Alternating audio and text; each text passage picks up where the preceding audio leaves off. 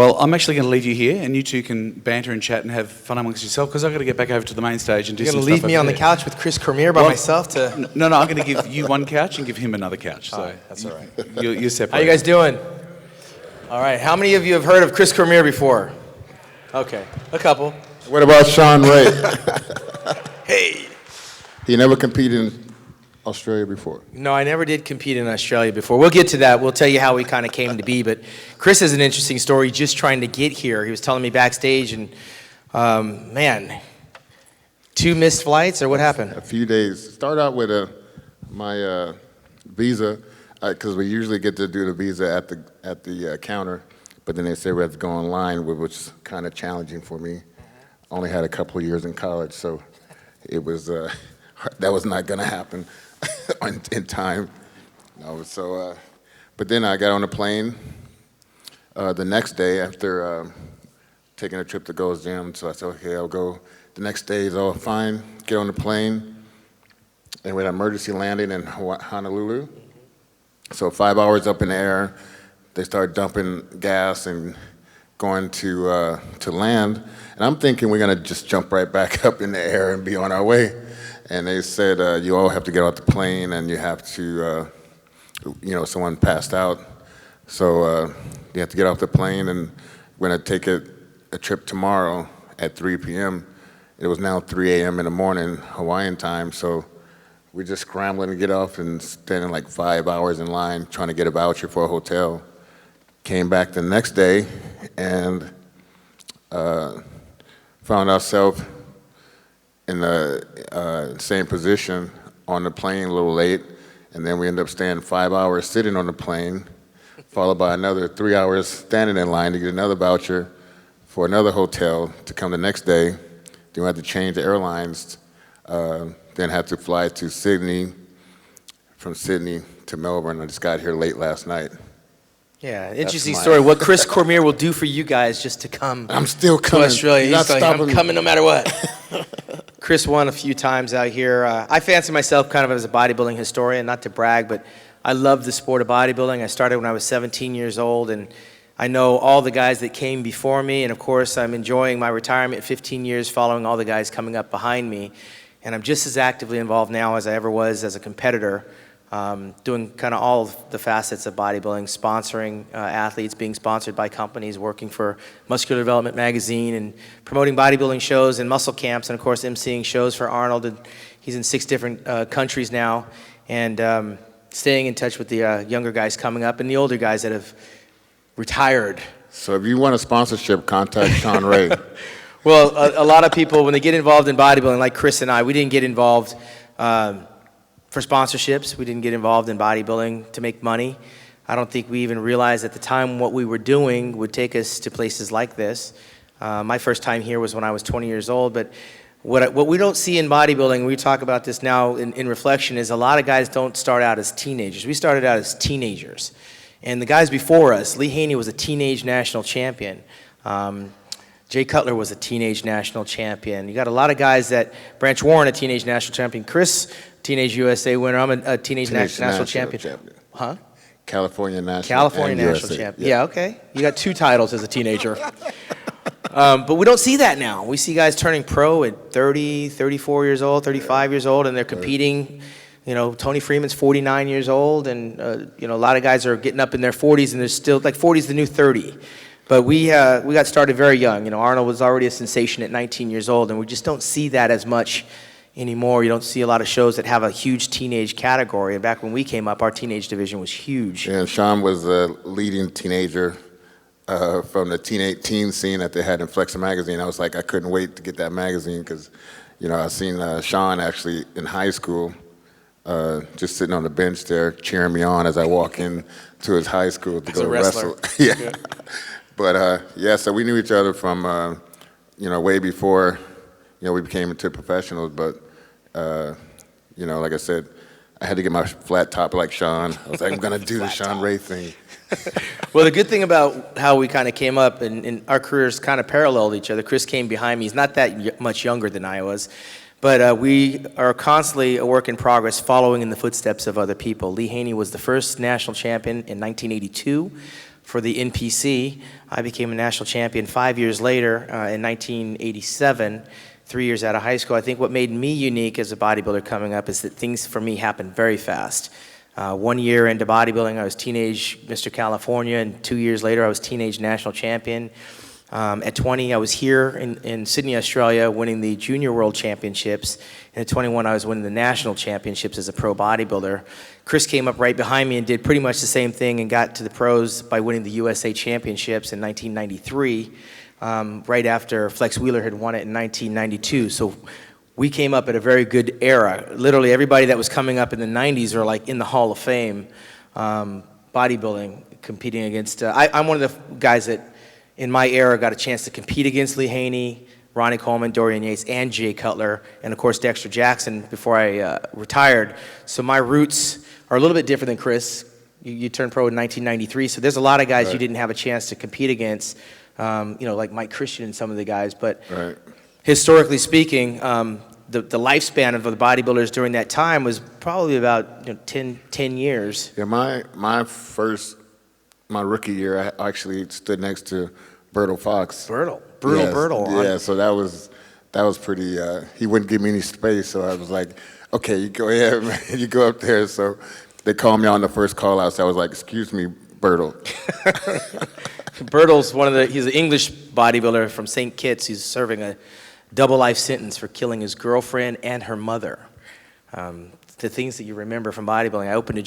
I went to St. Kitts to open his gym in 1997, I believe it was. He was dating a younger girl, and he had already had a history of domestic violence, and they were broken up and they moved on. He went to England, came home from England, found out she had a boyfriend, and shot the 22-year-old ex-girlfriend and shot her mother.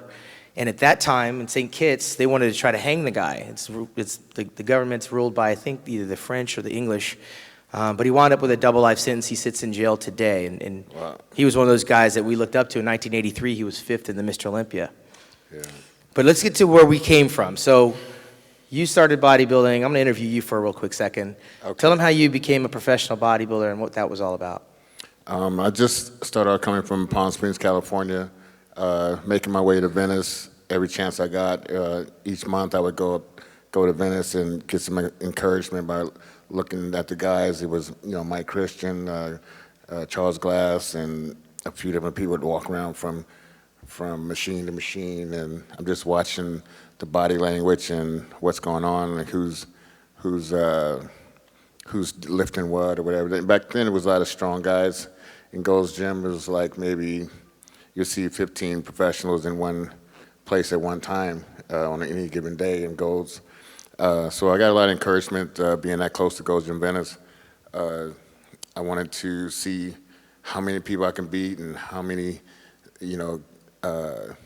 teenagers at first, how many teenagers was around that I could connect with, compete with, or beat on the stage. So that was my goal. Is just to, before I turned 20, I wanted to be one of the best in the world.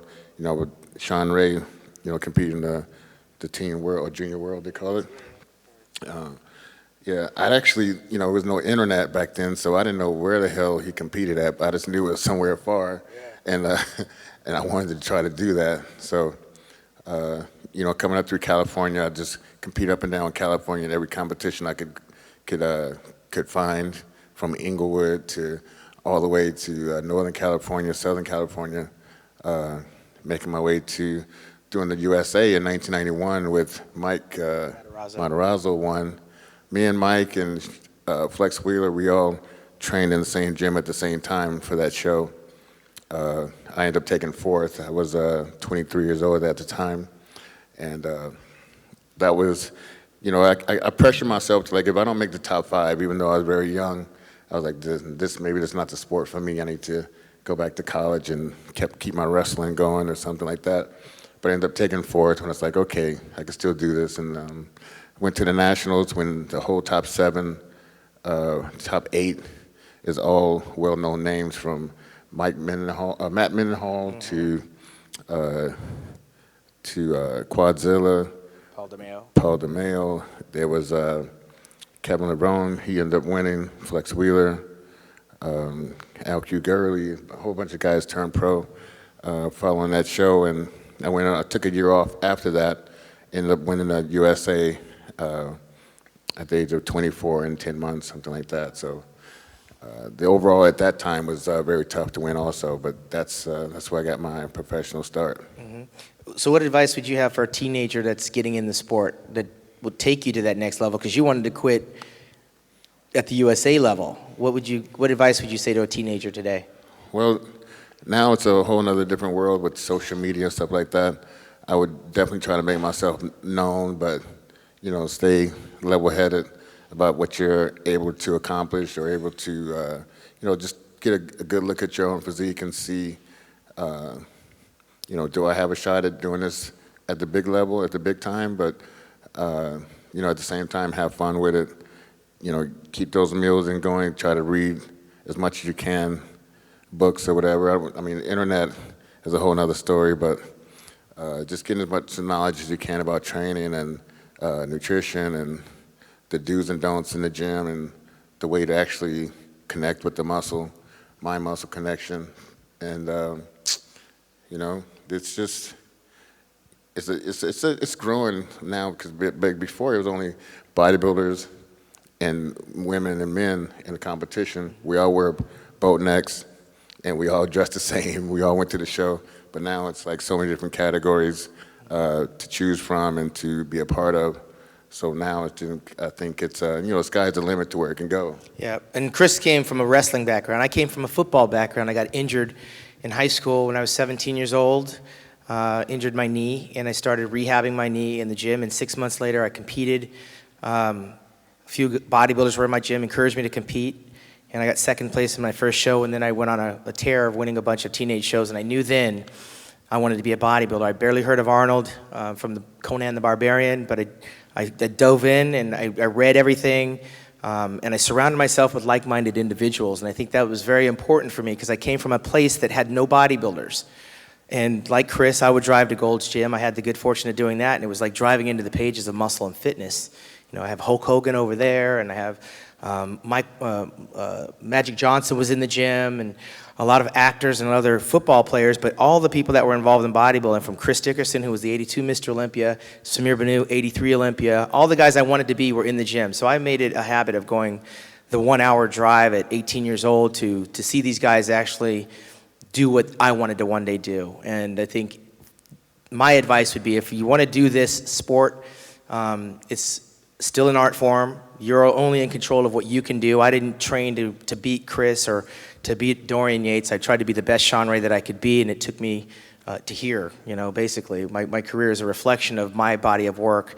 I didn't conform to trying to be as big as I can be, which a lot of bodybuilders fall into that rut of doing, and they ruin their physiques doing that. So you kind of have to figure out where you're comfortable at and do what makes you happy. A lot of bodybuilders nowadays are turning everything that they want to do over to the guru.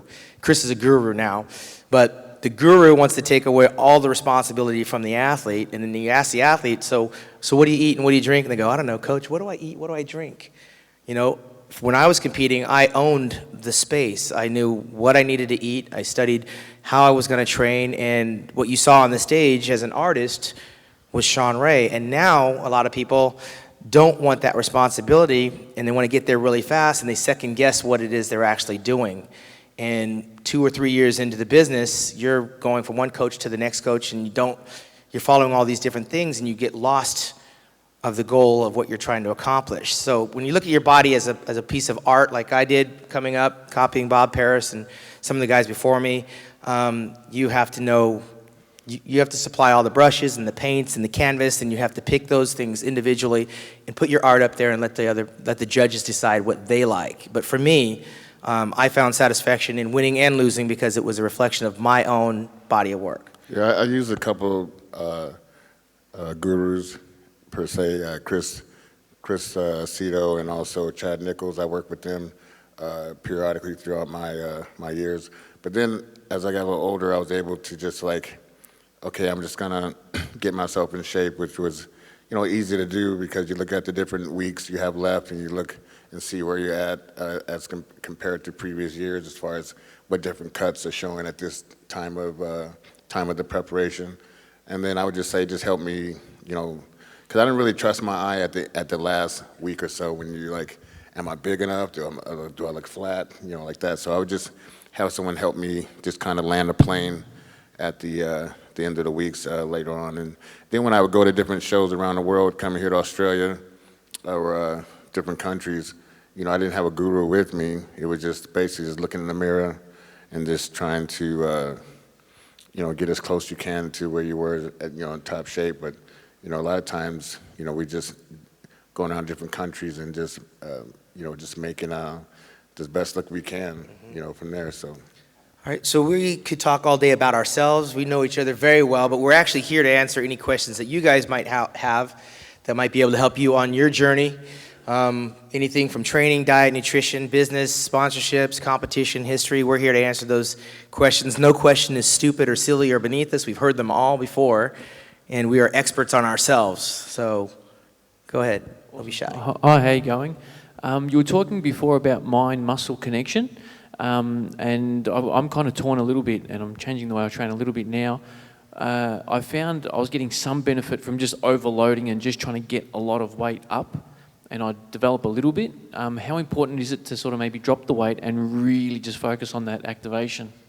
That's a good question. I do teach mind muscle connection, and I'm trying to talk to the younger generation and get them to understand. You know, don't look at the photos you see of me with 200-pound dumbbells or 500 pounds on the incline, because that was just stupid. It just wasn't. It was more like ego. And when you're younger, it's so easy to fall into that ego mindset, and it's easy to carry that on to your 30s and 40s also, because you feel like the more weight, the bigger the muscle. But if you think about it, and I teach with my Warriors Challenge program. If you think about it, okay, so if I'm doing 1,000 pounds on the bench press, am I going to get bigger? No. It's your tendons is going to get strained. Your tendons that you're holding the muscle to the bone, that's where the pressure is going to be. It's not going to be inside the muscle itself. If you utilize fast twitch muscles, the slow twitch fibers, taking momentum away from your training, that's when you're going to strain the muscle the most within the muscle itself, and you can feel the different pressure by you contracting the muscle at the top of the movement, utilizing the negative, and no one said that reps had to be like this. You don't have to be like that. You don't have to. Everyone's real comfortable with being inside the medium range of the repetition. The full range of the repetition will give you the fuller, rounder, more developed muscle. And that's where I think people go wrong. A lot of professionals itself, you know, the way you angle the training, and you can I teach a lot of this online with people. I have a lot of Australian clients that I Skype with, and I explain this in my, if you go to grindguru.com, no, the Grind Guru is where you can find me. That's where I teach the mind-muscle connection. And if you think even deeper, it makes way more sense that you can use lighter weight and contract the muscle.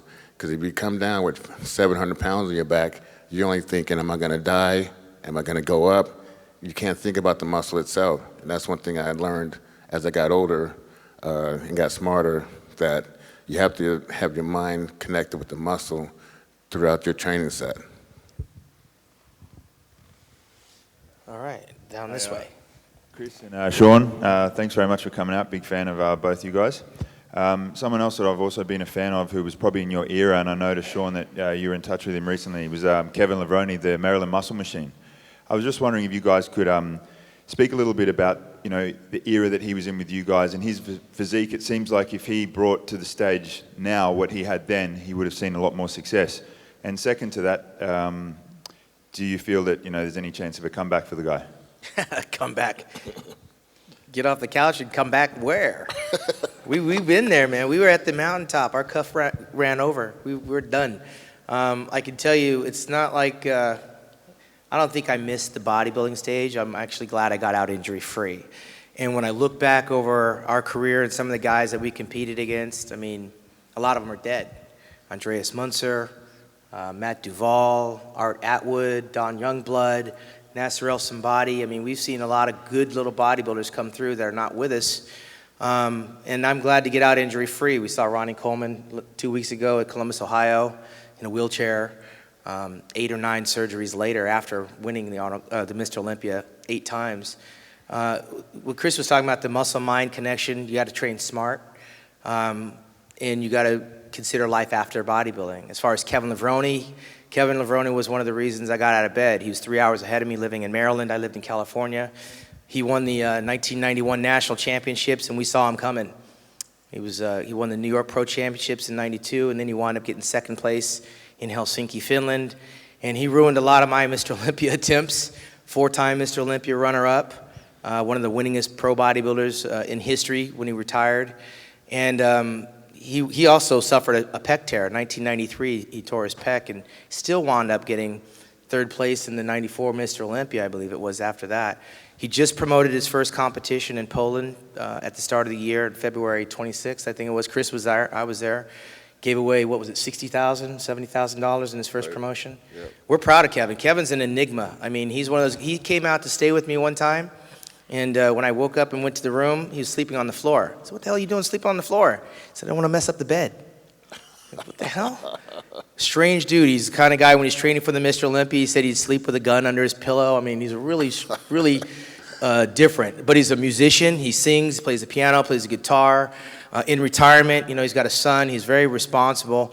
As a bodybuilder, I thought he could have won a Mr. Olympia. There's no question in my mind. I thought in 2000 that he had Ronnie Coleman on the ropes. I thought that could have been the year that he would have beaten Ronnie. Ronnie was a little bit heavy. I mean, he was pushing the envelope after 1999. And Kevin sustained a back injury, and I think he never really was the same after the back injury. His legs kind of suffered. But he was definitely one of the guys that would get us up out of bed. Strongest, I think he was one of the strongest bodybuilders next to Ronnie Coleman that we've ever seen. Chris could throw around some weight, but Kevin was at a different level. And right now, if you see him, he's like 260 pounds. He'll be 52 July 16th, and he's a freak. But he's dangling that he can come back and beat guys like Phil Heath and Dexter Jackson. But when you take that kind of time off, the body changes. Like Chris said, you put the weight on and you get ready to come down and do those squats, and you start thinking, am I going to be able to come up with the weight instead of actually just the mind-muscle connection? So in retirement, Kevin's doing very well. He's got his own Kevin Levrone Signature Series supplement line. We couldn't be more proud of him. I mean, he's one of the closest bodybuilders that I'm next to in retirement, and was while I was competing as well. I think a lot of times with Kevin, you know, we competed, you know, toe-to-toe for a lot of years. Kevin taught me an awful lot during competition. Actually, he had talked to me on stage, and you know, I had to kind of follow him from the pump-up room to every part of the stage, and just learn as much as I could from the guy. I feel like he could. I think you asked if you think he could come back or something like that. I think physically, maybe. I know your priorities change a lot over the years, and I think his priorities probably outweigh his ability to actually do it. You know, I was telling him, you know, come pick me up, man. Let's go to the gym together. You know, I want to put you through a couple paces of, you know, sets. And then somehow he forgot to call me, and I'm sitting here waiting with jet lag, trying to wait for him to call me. And he showed it. He went to the gym without me a couple times. So that right there, I said, Kevin, you ain't got the heart yet. You would have called me up. Yeah. Don't act like you forgot. You know, so that told me a lot right there. I don't think he's mentally ready exactly right now. Actually, in my heart, I think he could, but I just think his priorities outweigh the hunger, because I know what it took to get where he got, and you know, having a kid, having this supplement line, having you know, all the different travels you got to do, you know, with that alone, you know, it's kind of hard to. I think he got domesticated, is what it is. The responsibilities take over. But trying to pick up where he left off, if anybody could do it, Kevin's one of the guys I think could, but I don't think he would be what he was. It's just, you know, Father Time catches up to everyone. Yes?